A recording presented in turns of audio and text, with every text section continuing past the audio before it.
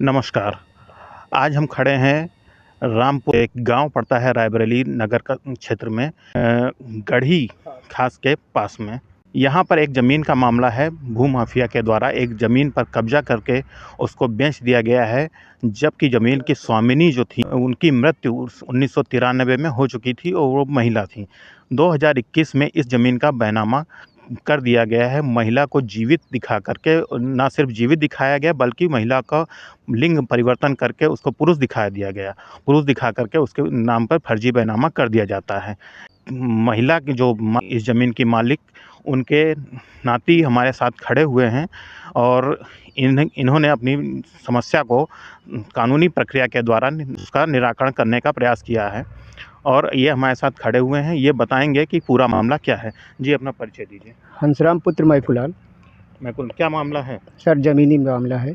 क्या हुआ ज़मीन में? सर ज़मीन मेरी नानी के नाम है, तो मेरी माँ मौसी हैं तो उनको तो मिलना चाहिए, लेकिन गांव के कुछ अन्य लोगों ने 2021 में नानी का नाम बदल करके पुरुष बना करके वो फर्जी बैनामा कर दिया और 26/11 जब 23 को दाखिल खारिज हो गई तब हमें पता चला तो हमने आपत्ति इसमें लगाया।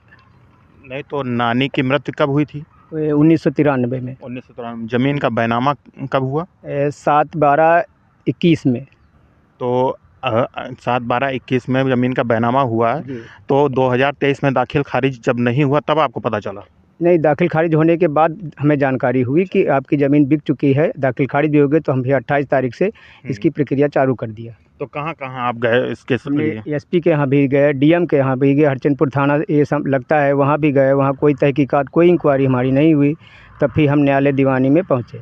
वहाँ पे बैनामा कैंसिलेशन का मुकदमा दायर किया और उसके बाद दाखिल खारिज जो होगी उसको आपत्ति लगाने के लिए हमने कलेक्ट्री में एप्लीकेशन दिया, तो वहाँ अब उसके प्रोसेसर चल रहे हैं।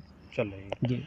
तो ये बताइए कि ये जो आपकी नानी थी, जो जिनका कोई उसका साक्ष्य है आपके पास कि ये 93 में उनकी मृत्यु हो चुकी है, या ये स्त्री थी? जी हाँ, स्त्री हैं। उनका मृत सर्टिफिकेट मेरे पिताजी थे तो वो बनवा ले लिया था। बाद में एक हमारे भदोखर थाने के अधिकारी थे, तो यहाँ चुंगी थी, तो वहाँ आते जाते थे, घर से संबंधित था, तो उन्होंने कहा कि तुम्हारी सास ख़त्म हो गई, अगर इनके नाम कुछ ज़मीन होगा तो बाद में विवाद होगा, तो इसलिए एक मृतक प्रमाण पत्र जारी करवा लीजिए, आने से वाले समय में आपको काम देगा। कहाँ पे है मृतक प्रमाण पत्र आपका?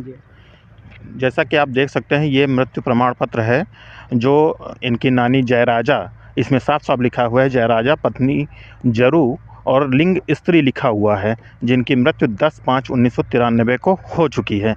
लेकिन उसके बाद भी, इन सब के बाद भी महिला को जीवित दिखा करके, जयराजा को जयराम दिखा करके इस मामले में 2021 में फर्जी आधार कार्ड बना करके इस ज़मीन का बैनामा कर दिया गया है।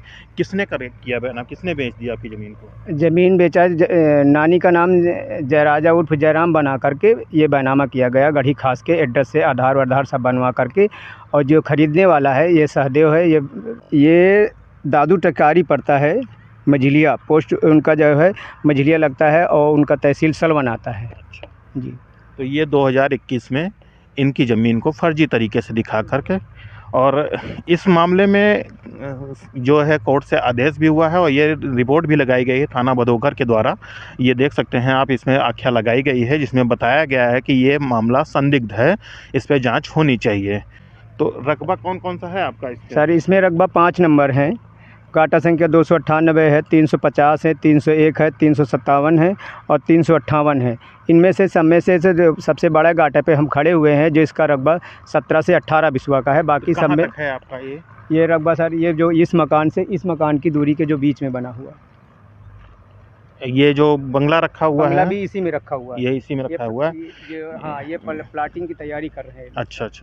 तो आज आप देख सकते हैं, आज कल जनपद में भूमाफियाओं का कहर इस तरह से जारी है और जहां भी ज़मीन दिखी बस उसको किसी न किसी तरीके से उसको हासिल करके, बेच करके पैसे कमाना एकमात्र उद्देश्य रह गया है भूमाफियाओं का।